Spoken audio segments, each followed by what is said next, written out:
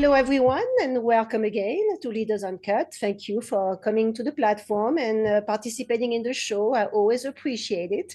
Today, it's my great pleasure to have with us Scarlett Trillia, who is the co-founder and CEO at Prodo Labs and who has incredible things to tell us about what she's doing. And also, I can't wait for her to share some of her background. Hello, Scarlett. How are you doing today? Hi, I'm doing great. How are you? I'm doing wonderful. So why don't we start there? Because I mean, you have a fascinating life from your childhood. It almost sounds like a movie, right? You you come from entrepreneurial parents. They were also pilots. I mean, did you ever imagine you'd take off in the startup world instead of the skies? Um, yeah, I think I've sensed that it was an inevitability since I was a young person. And even as a child, I was always very fascinated with kind of planning and strategy and money and um, just kind of creating and getting things done. I don't know. Yeah. I opted into an independent study program as a teenager. So I had quite a lot of time on my hands. I was very self-directed, and I did work. I kind of had like clients even in high school. Yeah. Um, just kind of whatever popped up, beyond the kind of traditional babysitting and things, which I also did.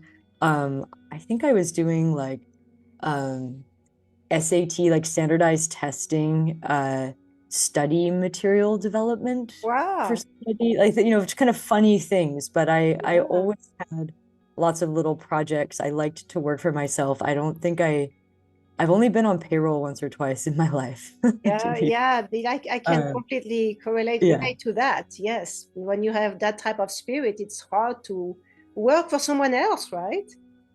yeah, and that was part of the dialogue within the family too. Everybody immigrated. My mom came from England, and started businesses, and my dad came from Argentina, but so did the rest of his family, and they were all very self-directed, self-employed, kind of immigrant mentality, very hardworking, very entrepreneurial, and even the entrepreneurial spirit extends back into the generations before us that were in Argentina. Mm, 19th century CPG type of things like biscuits hmm. and It, liqueurs and things that they brought over from Europe. And so, uh, yeah, I think it was just completely inevitable. There was yes, it's in your blood. definitely, yeah, a spirit of why work for somebody else when you could work for yourself. And, it's not that it's easier, it's just a certain personality type. It is a certain personality, but I think I see more and more people doing this because people have realized that there's no certainty anywhere, really. There's no certainty in keeping your job when you work for someone else.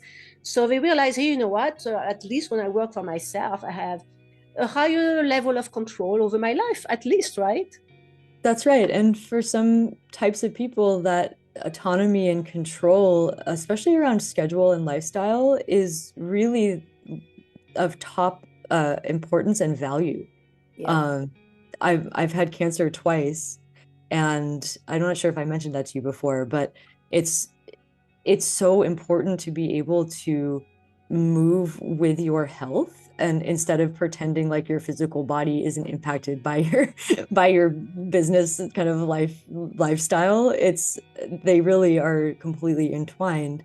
Yeah. And being able to set your own schedule, it doesn't mean that you work less. I think you actually work more, but Hmm. working with your own rhythm is very health supporting, and for Hmm. certain people that's kind of fundamental. That's certainly for me.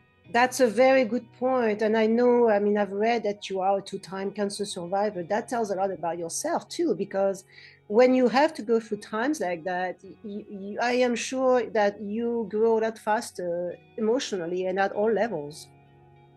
Yeah, and sometimes you need to rest. Yeah.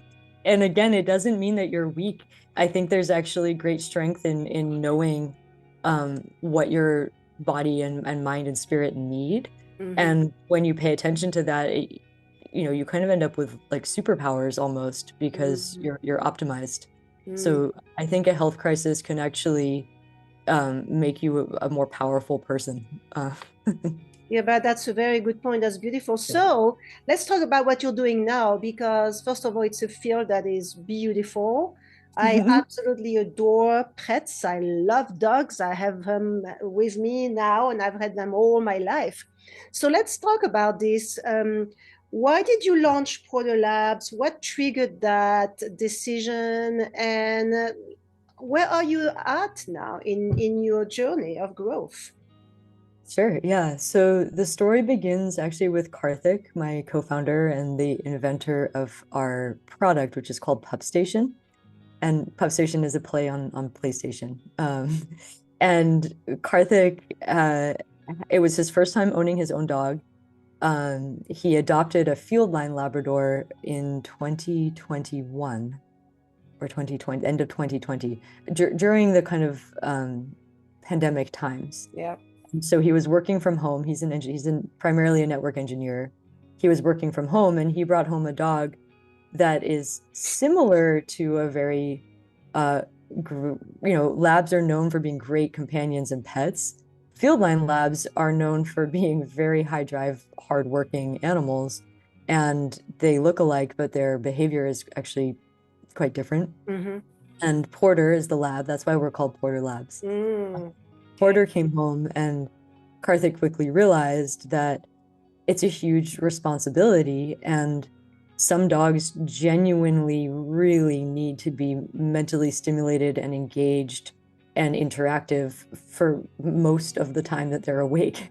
Yep. Yep. And this was before he and I met. I also had a very high drive working dog, and at the time that I got her, I lived in a rural environment where she had loads of off-leash access and things to do and a yard to play in. And even then, it was hard for me to work full time. Mm. Frankly, she would sit with me at work, and around 3 o'clock, she's like, "Well, I don't know what you're doing, but we Yeah. should probably do something together." Right. And so the innovation was born not from how do we pass off the responsibility of training and interacting with and enriching our dogs' lives, but rather, what do we do when we have another responsibility and they have a clear need that needs to be met?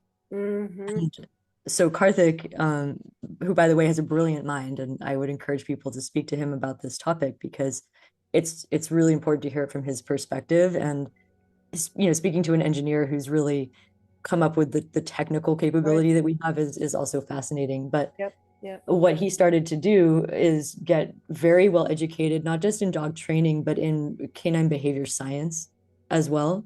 Um, and specifically positive reinforcement behavior science. He's a tech person. He went out and got all the devices that were on the market, collars, feeders, games, toys, you name it, and tried everything out with Porter and came to the conclusion that there was a better system that could exist. And he built the first prototypes for Pup Station at home in Portland, Oregon. There's a lot of Porter and Portland themes here. Yep. Yep. And that's how it began. We got introduced through a mutual friend, and my dog, she's passed away now. She was still alive at that time. And I was just like, well, of course, this makes perfect sense to me, because what I was witnessing in my own experience is that she was aware that I was working on the computer. I think she truly understood, okay, you're with your device and you're doing something with your mind that's important and it's keeping your focus. And it was almost like she was saying to me, my number one preference would be for you to stop doing that and just pay attention to me, but I understand that you have to. And it's like, yeah, how am I gonna buy all this expensive food that you eat if I don't Yeah. do this? Um, like, you got a really good life, Luz. You gotta, Right. someone has to fund this. But it was almost like her second instinct was, if only I could do what you're doing, then we would both be occupied. And when we're done, then we can go play. It was like, I really had this sense that she simply wanted to have an equal level of engagement that I was having without her. Yeah. And so when I heard about the system, I was like, oh, this really makes sense to me.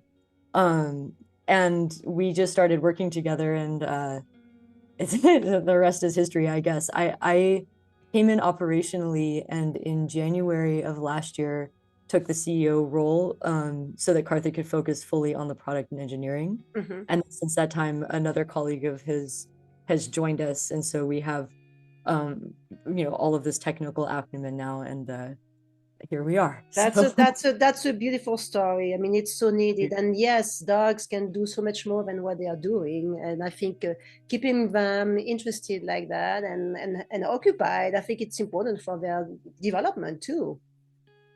yeah, it really is. I mean, imagine, and there's a lot to say. I think I should explain the system a little bit Yes. for listeners.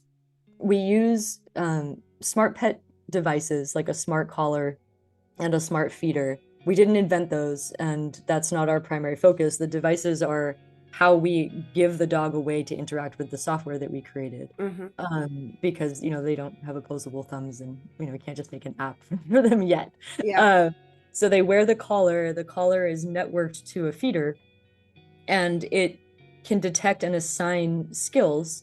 And we're not actually calling this training right now. It can have outcomes that are similar to training a dog, but really what we're doing is providing an enriching activity that's based on skill shaping. Hmm. So, but the outcome of whether they learn the skill or not is not what's important. What's important is that they're using their mind. Mm. So imagine you, a human, could go out and you get all the exercise you need, but you're not allowed to talk to anyone or read a book or do a puzzle or do anything that's mentally stimulating. You would probably still feel unfulfilled. Even Hmm. if you run around all day, you still need a problem to solve, whether it's inside or outside. And this is that. It's you know, and again, Karthik is so good at explaining this, and I encourage people to speak with him if they're interested. What we also learned in this process is that a dog's mind is very computer-like, and they're they are so good at pattern recognition, Mm. and they are so good at um, developing skills, right? That's why we've co-evolved with dogs for tens of thousands of years, Mm. and we have this amazing ability to help them refine their instincts into useful roles, or fun roles now as our primarily as our companions and not our coworkers. Um, and so what PubStation is able to do is be incredibly consistent beyond the ability of a human even. And dogs are they're less distracted than we are, and so they're able to really benefit from that. Mm. So if the system is helping the dog practice staying still, and what's happening is the collar is detecting and the feeder is reinforcing with a food dispense. Yeah. And Yeah. our primary acumen is network engineering. So the problem that we've solved technically is how do we make sure that the dispense mechanism is perfectly timed for the skill development Yeah. at a global scale on a network. So that's kind of our back end. But so say we're practicing stillness or staying settled, the system can count, okay, 3 seconds, 3.1 seconds, 3.2 seconds, and reward tiny increments of progress. And a human is not really able to be that refined in a shaping experience. Mm-hmm. Not to say that human training isn't essential, but rather if there's a autonomous way to help a dog practice that and they get this enrichment from it, when it comes time for you, the human, to be training with your dog, you can focus on more nuanced or more customized or more situational behaviors. Yeah. Um, Yeah. and they have this really strong baseline. Yeah. Um, which anyone who has learned music, or which I have, and I'm a yoga teacher, is another part of my life, that kind of this parallel track. There's a lot of repetition in getting good at things. Yes, for There's a sure. lot No, of, but that's what it yeah. is. And so I Mhm. would imagine, so your system is, of course, AI based, right? Is there any customization option? And also a question I have, I'm sure lots of people are going to have, is a lot of people don't work from home, right? So the dog is at home by himself or herself all day long. So can the dog interact by himself with the system, and how long does it last? I mean, I'm sure that you can customize the system for your dog, correct? That's correct. And Yeah. we're in an amazing era of really rapid advancement in AI and machine Yeah. learning technologies. Um, excuse me. And the ultimate goal is to provide something that is fully autonomous, so the human doesn't need to be present. Mm-hmm. Although we would always advise that you practice in the presence of your dog before you leave them fully autonomous. Um, And they're, and by the way, we're beta testing now. We're not on the market. So that's why some of this is a little bit TBD. But Porter as a puppy would play pup station for hours a day. Really? Yeah, and some dogs will, and some dogs may have less drive to do that. We do need to be careful not to um, do too much of one thing, and that's where the machine learning comes in, where the system itself is gathering so much data that it's able to actually make very intelligent decisions about what to do next. And we're not planning, obviously, not planning to launch with the full complexity and capability of what we know is possible, but rather to bring something that we've deemed, with our advisors and behaviorists and all of the people involved in this project, that we've deemed to be safe for as many users as possible, the canine users, and then let the feedback from those users really help us make clear decisions about where to go next. But the idea is that it's an adaptable system, that it becomes highly customized to the animal that's using it. And this is how myriad applications work for the human user. So you can think about, maybe you're practicing a language with Duolingo or whatever it is, and you're having a personalized experience based on how you perform. And that's very similar to the concept. That's interesting. So I would imagine, of course, you would sell this all over the world. And will there be any language solutions as well, or is that only one language? How does that work? Yeah, we get the most questions about language and voice. We have a lot of thoughts on that. Obviously, you start simple. Now PubStation speaks English. With the technology that we have available to us, adapting to other languages is not very difficult. We are exploring other markets kind of preemptively, because we do intend, and we live in a global society. We do intend for this to be a global product. And I see that as something that's very possible. We've built for that scale on the back end. And there's a lot of different ways that the system can work. There's routines that don't even require voice commands. People ask, can I record my own voice and speak to my dog in my voice through the system? Possibly, although there's behavioral and training concerns that we have about that. So there's a lot of these questions will be answered with data in R&D. But yeah, absolutely. And what we're also training for is not only the voice that's used by the system, but also what the system can detect and analyze in terms of vocalization from the dog. And our primary concern with that is, if the dog is giving any distress signals, whether physical in its movement, tail down, ears back, eyes wide, whimpering, barking, whining, things like that. It's very important to us that the intelligence of the system is also able to detect when it needs to simply stop. So there's a lot of different ways that sound, and obviously we're microphone enabled and speaker enabled, and these are all considerations. It's fascinating. I mean, when you think of this, right, something like that we would not have thought of 20 years ago.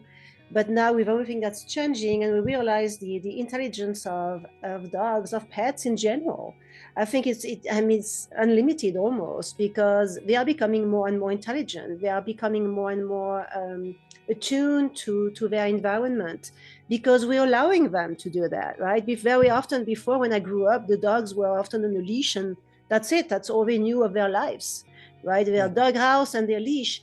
But now we take dogs everywhere. In Europe, dogs go everywhere, right? In the US, we start to take them everywhere. But that has changed, and because of that, their intelligence, their behavior has dramatically evolved.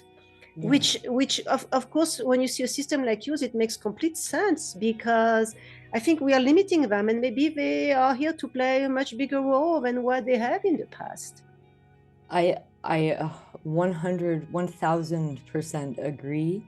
And gosh, we could record a whole podcast about sentience and animal intelligence.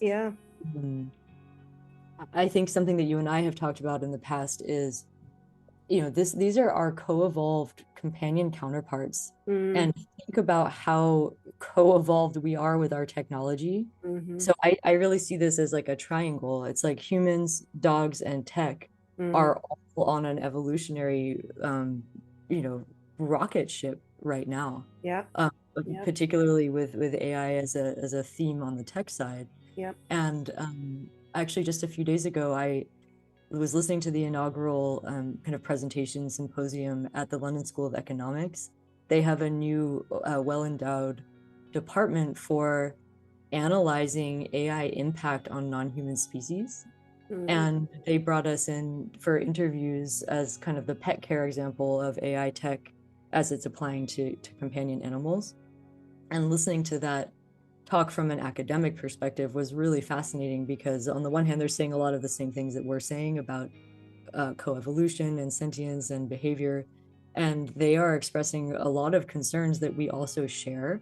So, and I think technologists run into this all the time. yeah. I know for sure, even in my own community, it's like when you have a brilliant idea, you also see the incredible risk that goes along with it. And how do you um, navigate the business world knowing that you're really kind of driven by morals and ethics, But which is that's true. like, But that yeah. is true. But all of this is Yeah. evolving too. I think human consciousness is evolving, and I think it's Hmm. just the beginning where it is. We're going to see a drastic uplift in that area too. But that's not just humans. I believe it's everything, Everybody, everything. including plants, right? Absolutely. I Right? think that it's undeniably what's happening now, and we're learning, not only are we learning so much, but we are seeing so much change. I Yeah. mean, anyone who hasn't owned a dog, I think, remains slightly skeptical, and anyone who has had a really close lifelong bond with an animal, Yeah. from through their whole life cycle, will tell you it's undeniable how incredible that connection is. I mean, I feel crazy when I talk about my dog, but it's like we did talk to each other. Yeah. She could put thoughts in my Yeah. mind. I, Like, I believe like, that. I think it goes yeah, beyond for me. I think there's a soul yeah. connection. I Hmm. dreamt my dog was calling me to come pick him up when he was a puppy.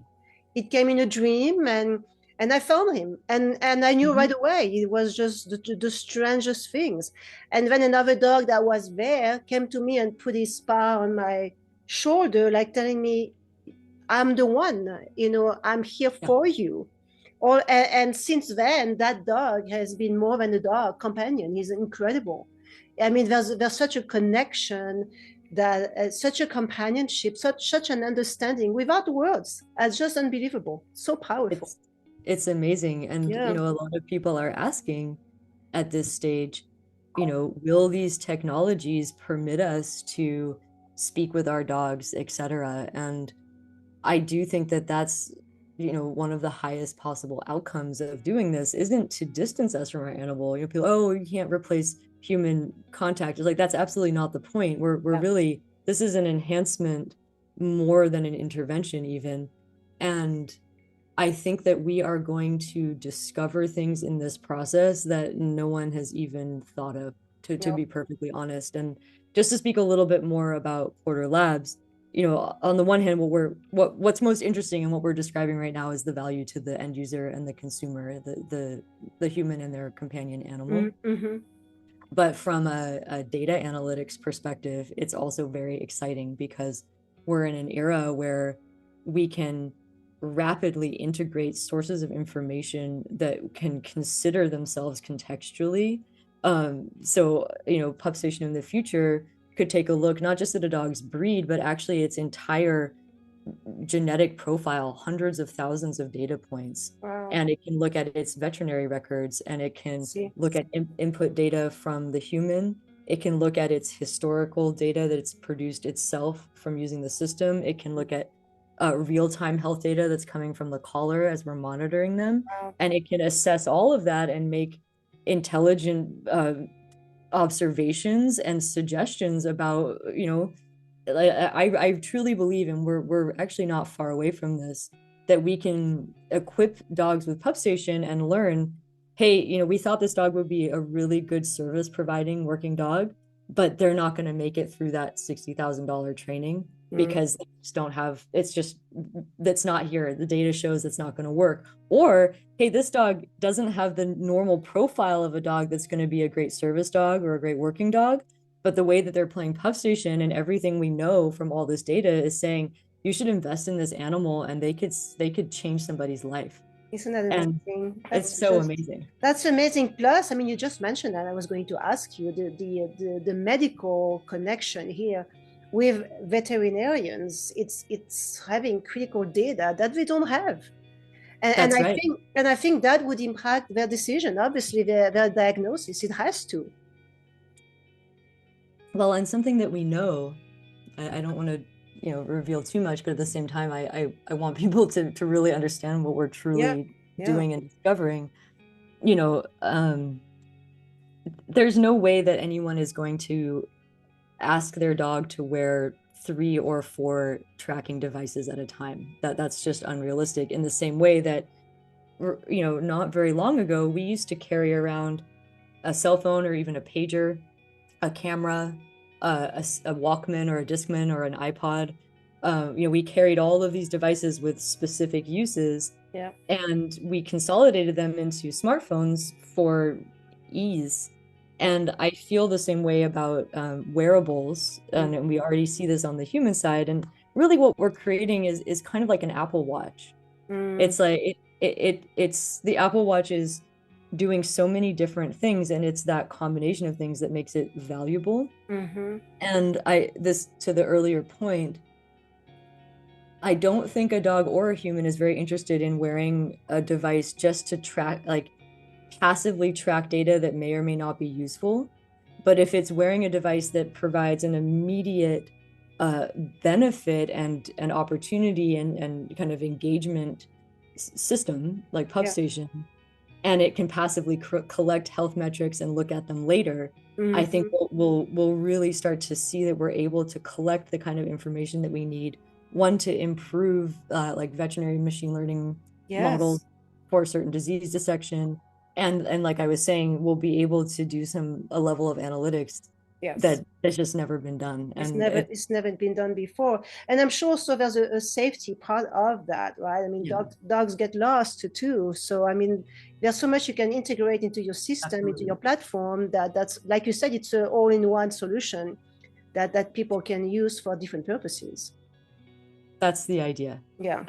That's absolutely the idea. Yeah. And that's why I think, from a kind of a interested party's perspective, we often get misclassified as simply a wearable Mm. or a feeder or a smart device. And that's really not the case. Those are, um, in my mind, they're like vehicles for the software that Yeah. allow, Yeah. those devices are what allows the dog to interact. And even, if we're using the Apple Watch as an analogy for the tracking collar, we get kind of like a dopamine hit from seeing things pop up on a watch or on a phone. We Mm-hmm. have a hormonal response to that. And it's also just very practical. Oh, my phone's ringing, but I can answer it from here, Yeah. right? So we have a reinforcement mechanism already. Um, the feeder is the reinforcement for the dog. Yeah. So Yeah. they're not excited that they got an email, but they are so excited that they got some kibble. Yeah. And I know I don't want to create something that's like addictive.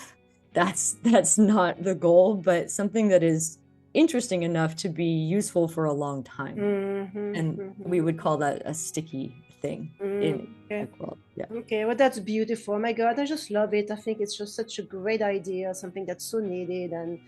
And yeah, so let us know, Scarlett, what do you need right now? How can people help you? What is, I mean, we've talked about your vision, of course, but what are the critical areas where you need to evolve and grow? And again, how can we assist you with that? Sure. One thing we need right now are what I call skin in the game beta testers. Okay. So obviously there's kind of limitless humans and dogs out there that are curious and would love to try the system. Yeah. At this stage, we're basically hand making these one by one. Mm, And so as we decide who, and we put a lot of our own time and resources into the testing relationship that we have with a given dog. And so what we need right now more than customers, because we're not going to rush this to market. And there's so much pressure on startups to go yeah, get customers and revenue. It's like, I don't want to sell something that it hasn't been scientifically yeah, validated for the market. That's why you do R&D. yeah, And yeah. so we really need beta testers who have a sense of ownership in what we're doing to the degree that they're willing to rigorously test Mm, on a fairly like every day for a period of time so mm-hmm. that the quality of the data and feedback that they produce can genuinely help us advance the quality of the product before it reaches the Okay, market. okay. So, folks who have some interest in one of the verticals that we touch, whether it's pet care, animal health, AI, AI ML, hardware in general, supply chain, there's a lot of different things that we data, there's a lot of different things that we do. Yeah, And so I need people to really feel vested in Porter Labs and the future of what we're doing and have the right kind of dog too. We have a whole assessment process for this, but that's kind of what we're doing in the most immediate term. And I should mention we are a team of three. We are a tiny team of people. We are three with some really stellar advisors and some great, fractional support when we need it. But you can't. I think three is a fairly small number for a deep tech multi-device hardware venture. but We should probably, that's, I think in a way that's smart too. I mean, yeah, if you have the right people, yeah, that's what yeah. matters the most, right? Yeah.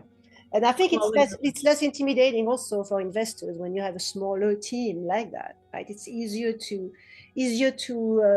sell an investment option, I think, personally. yeah, I agree with that, and I Yeah, would say I actually was just having a chat with my counsel, and yeah, somebody said, "Scarlett, you are very lean and mean. yeah.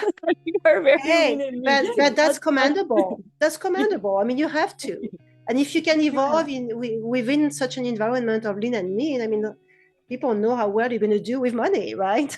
That's right. And, I think that small business owners, yeah, I had a very small business and I've helped other people launch smaller businesses and smaller startups in the past and some big startups. I've been all the way through Series B, I've been with some big companies, but Yeah, the I come from a small business owner background.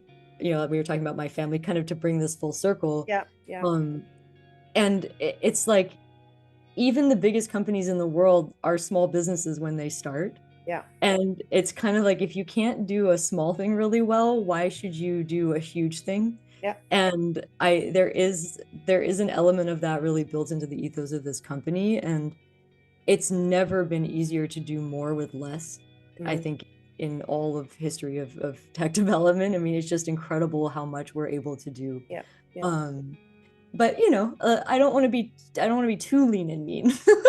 No, believe me, I know I know Too at a certain level you need money to be able to progress. I mean, that's lean. inevitable, right? But Yeah. you have to start like that. And people, I think investors want to see also teams that stick together and don't give up so easily. Don't give up as soon as there's a roadblock, because this is what most people do. That's true. Well, I can say with 100% confidence that I don't think it could get harder or tighter than it's been the last 3 years. So I think, and we still check in 5 days a week. You Yeah, know, it's I hard to find people who you're willing to talk to about full spectrum of business and yeah, all the troubles that come with that yeah. every single day for years and years of your life. But we've managed to create that on this team, and it's I know it's pretty. exactly what you're talking about. Yes. I Yeah. mean, it takes dedication, but you have to believe in what you're doing too. I mean, that's critical, obviously. Yeah, and I think that's why it's so I wouldn't work this hard, I think, for any sector. And I think the dog aspect of it that we were just describing and that genuine bond that we have to this other species is so incredibly motivating. And what I've noticed is the people that magnetize to this company, whether they want to advise or consult, or they're looking, for a meaningful role, or they're just curious, or they want to try the product, it's almost always led by hey, I love my dog so much. What are you guys doing? You know, and I That think is that's true. That is like, true. We want our dogs yeah. to be happier. So, no, this is great. And that's a great segue to my next question, Scarlett. Is of course you've been an entrepreneur, small and larger businesses. I mean, you understand the entrepreneurial journey. So, what advice would you give to the young founders that are watching this, or to someone who has an idea of starting their own business? Oh, that is such a good question. So I kind of briefly mentioned that I've also been on a yoga path. I was very fortunate to meet not just a teacher, but really like a guru, like a true kind of guide in that realm of my life. And that's another person. We've talked almost every day for 10 years and Wow. put in hundreds, if not thousands of hours of training Yeah. kind of across the Vedic sciences. So I, you know, studied yoga and Ayurveda and Jyotish astrology. And I'm finally getting comfortable really thinking of myself as a spiritual entrepreneur. You know, people used to say, Oh, oh, just keep those two things separate. You know, you're good at business, you're good at that stuff, but those are two different identities. I was like, yeah, but I'm Scarlett. I'm just one person. And what I'm finding, I live in London now, is that there is especially in the younger generation, there is a tremendous need for that. And so to yeah. answer your question, like what advice would I give?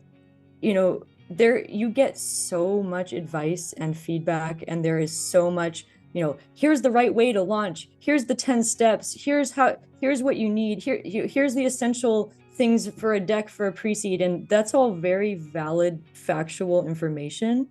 But at the end of the day, there's more advice than one person can adapt to. You know, if you change yourself to fit every criteria that's presented to you on a startup journey, you'll have no identity left.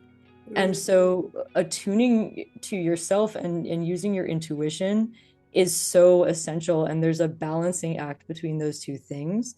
So it's like, what's my advice? It's like you should meditate. That's what I would tell everyone.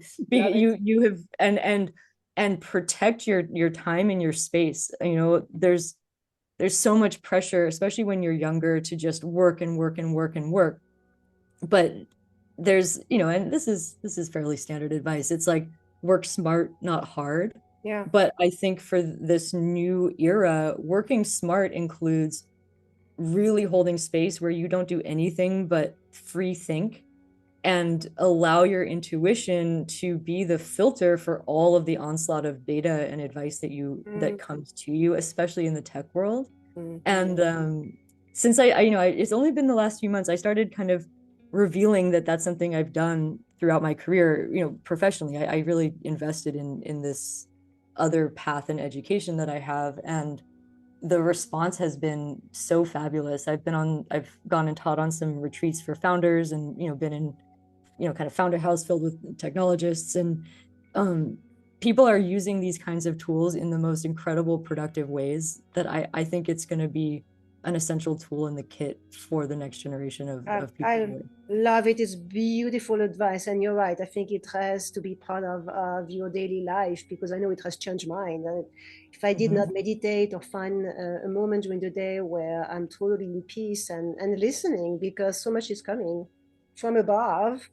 And if you're not in tune with that, I think you're missing out on a lot of potential that is right there available to you. So I think it's wonderful advice. Thank you for sharing that. Yeah.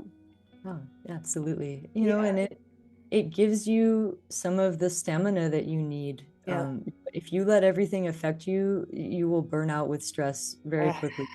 so There's a lot to navigate. So, there's a lot. It takes a lot. You know, I say being an entrepreneur, it's not a sprint, it's a marathon, and it's going to take everything out of you, your mental, your physical, and you have to find that balance so that you can last.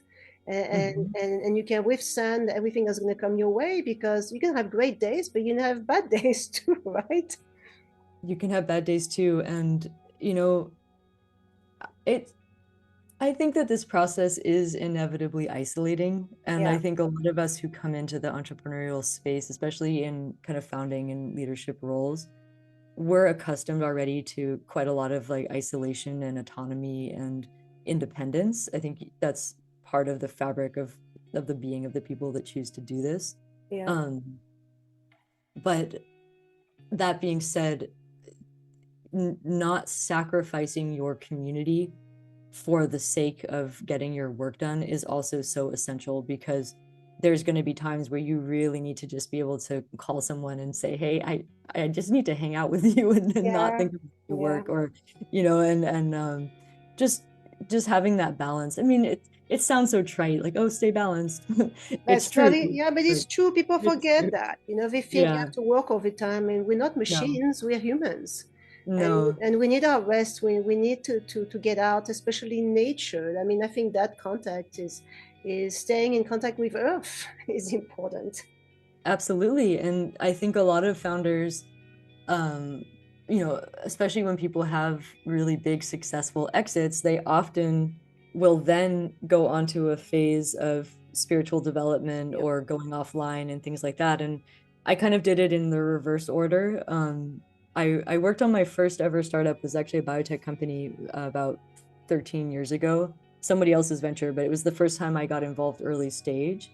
And after a year of that, I said to myself, I'm not actually ready to be in this kind of environment. And I was already hearing it from other people who had been in and out of Silicon Valley, which is where I was. And I went up in the woods thinking I would take a year or two to, kind of get grounded before I really went hard with technology. And I came back 10 years later to do this. So, Oh my God, that's amazing. I love it. I love yeah, it. You are all ready for it. Oh, this is great. All right, I could speak yeah, with you for hours. So I know.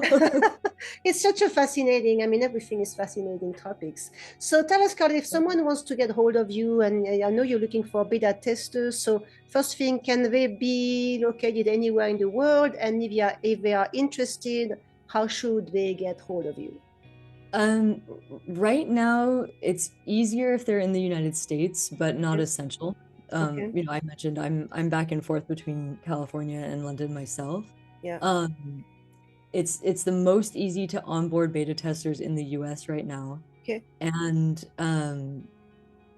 if people would like to get in touch with me, LinkedIn is fine. I do check all my messages. Okay. So far. Yeah. Um, and our website portalabs.ai is it has all of our information. I'm the only person with my name on LinkedIn, so I'm pretty easy to find. Okay. I don't know if I should say that or not. Pretty easy to find on LinkedIn, and uh info at portalabs.ai. I mean, we're pretty easy to contact, Okay. and All right. yeah, I genuinely love to hear from people. Like, I'll share like the craziest startup founder thing that I do right now, Yeah. um, in case other people want to try this. So we're A/B testing an intake quiz for pub station users. So we have kind of A/B ads out on different platforms, and they guide people to fill out a questionnaire. It's not live on the website. It's kind of hidden. Um, and if they get through that at the end, we know a little bit about how good of a fit they might be for our beta testing program. And then they have an option to book time on my calendar. So Oh, I okay. have a public calendar out there, and the conversations I've been having are just fascinating. Yeah, Um, I can I can't, imagine. yeah, I can't do it forever, Yeah. but I do recommend, and this is pretty time-tested advice that you hear a lot. If you are especially working on a consumer um, product, talking to the people who would be your customers is just so important.